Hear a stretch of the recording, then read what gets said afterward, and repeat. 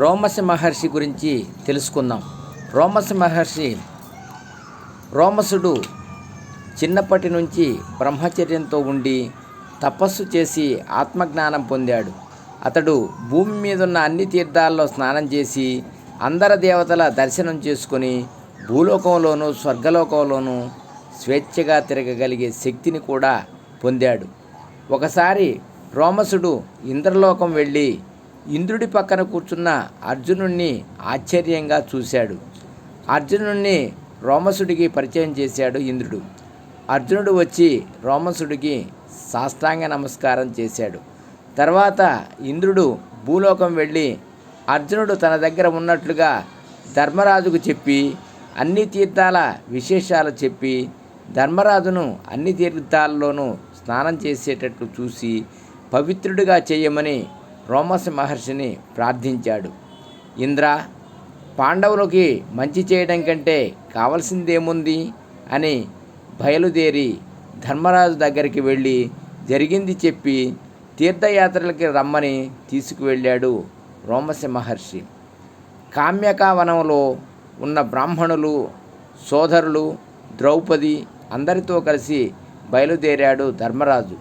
రోమసుడు ధర్మాల్ని గురించి చెప్తూ పాండవుల్ని నైమిషం, అశ్వతీర్థం, గంగాఘోషం, కన్యాతీర్థం, గోమతి, బాహుద, మహానదులు, ప్రయాగ, గంగా, యమునా సంగమం మొదలైన తీర్థాలన్నిట్లో స్నానం చేయించి ఆవు, బంగారం దానం ఇప్పించాడు.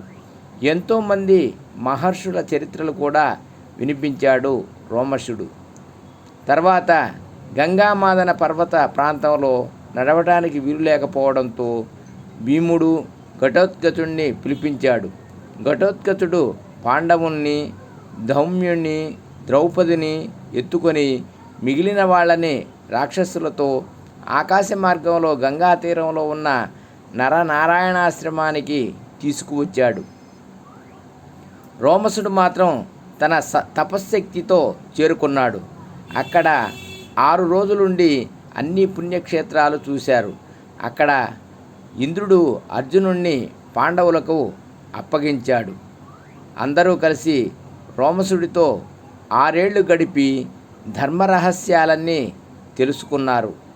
పూర్వం వేదనిధి అనే బ్రాహ్మణ కుమారుణ్ణి గంధర్వ కన్యలు ప్రేమించారు. కానీ బ్రహ్మచర్య వ్రతంలో ఉన్న అతడు అందుకు అంగీకరించలేదు. అందుకని గంధర్వ కన్యలు అతని మీద పడి అతన్ని మార్చాలనుకున్నారు. వేదనిధి వాళ్ళని పిశాచాలై పొమ్మని శపించాడు. వాళ్ళు అతన్ని కూడా పిశాచంగా శపించారు. వేదనిధి గంధర్వ కన్యలు కూడా పిశాచాలుగా మారిపోయారు. వాళ్ళని వెతుక్కుంటూ వాళ్ళ తల్లిదండ్రులు తిరుగుతూ వచ్చి రోమశముని పాదాల మీద పడి వాళ్ళెక్కడున్నారో చెప్పమని ప్రార్థించారు.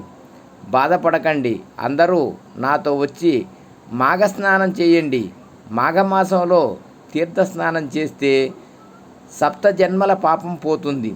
ప్రయాగలో మాఘస్నానం చేసిన వీరసేనుడు, భద్రకుడు గురించి చెప్తాను వినమన్నాడు రోమశ మహర్షి.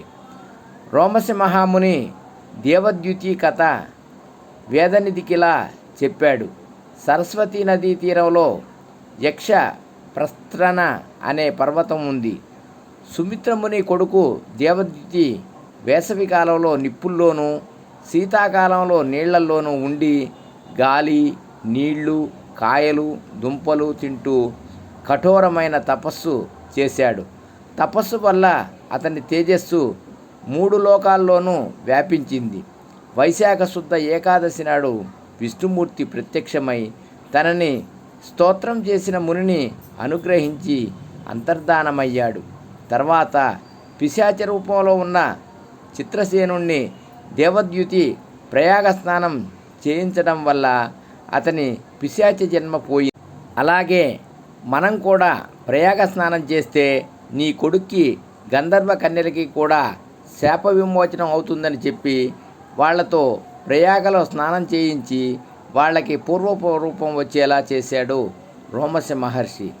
రోమసుడు ప్రయాగ గొప్పతనం ఇలా చెప్పాడు. ప్రయాగ తీర్థంలో బ్రహ్మయజ్ఞం చేశాడు. ఈ పాయ పేరు అసితోయవేణి. ఈ నీళ్లు త్రాగిన వాళ్ళకి స్వర్గప్రాప్తి కలుగుతుంది. విష్ణుమూర్తి దీంట్లో స్నానం చేసి లక్ష్మీదేవిని పొందాడు. ఊర్వశి శాప విమోచనం పొందింది. ఇంద్రుడికి దీంట్లో స్నానం చేసిన తర్వాతే కొడుకు పుట్టాడు. నరనారాయణులు దీంట్లో మునిగి ఆకలి దప్పులు పోగొట్టుకున్నారు. కశ్యపుడు శివదర్శనం చేసింది ఇక్కడే. భరద్వాజుడు ఇక్కడే తపస్సు చేసుకున్నది. సనకాదులు యోగసిద్ధి పొందింది కూడా ఇక్కడే. మోక్షం కావాలనుకున్న వాళ్ళకి మోక్షం, పనులు పూర్తవ్వాలనుకున్న వాళ్ళకి పనులు, సాధకులకి సిద్ధి దొరుకుతుందని చెప్పాడు. ఈ రకంగా రోమశ మహర్షి అనేక తీర్థాల్లో స్నానం చేసి గొప్ప పవిత్రుడయ్యాడు. ఎంతోమందికి తీర్థయాత్ర విశేషాలు చెప్పాడు. ఇప్పటికీ భక్తితో తీర్థయాత్రలు చేసే వాళ్ళకి రోమశ మహర్షి అక్కడ కనిపిస్తాడట. శ్రీకాళహస్తికి సంబంధించిన వరకు శ్రీ రోమశ మహర్షి వారిదే అగ్రతాంబూలం. ఎందుకంటే ఈరోజు మనకు తెలిసిన శ్రీకాళహస్తి స్వామివారి వైభవం మరియు ఆ పుణ్యక్షేత్ర మహిమలంతా వారు అందించిన భిక్షనే. రోమశ మహర్షి వారు భరద్వాజ మహర్షికి విపులంగా ఈ పుణ్యక్షేత్ర వైభవం గురించి వివరిస్తారు. అదే తరువాత శ్రీ సూతుల వారి ద్వారా సౌనకాది మునులకు, వారి ద్వారా లోకమునకు చేరినది. రోమములతో కూడిన శరీరం కలిగిన వారై బ్రహ్మదేవుని కన్నా ఎక్కువ ఆయుష్ కలిగిన అపర శివభక్తుడు రోమశ మహర్షి. వీరు శ్రీకాళహస్తీశ్వరుని నిత్య దర్శనాపేక్షి అయి ప్రధాన ద్వారంలోని 2 గడప మధ్యలో ఇప్పటికీ నిర్వికల్ప సమాధిలో శివోహం భావనలో ఉన్నారు. ప్రక్కనే గల చిన్న గుడిలో దివ్య దర్శనమిస్తారు. వీరిని దర్శించిన వారికి శివభక్తి పెంపొందడమే కాక అపమృత్యు దోష నివారణ పరిహారం అవుతుందని భక్తుల విశ్వాసం. సర్వే జనా సుఖినో భవంతు. ఓం నమః శివాయ.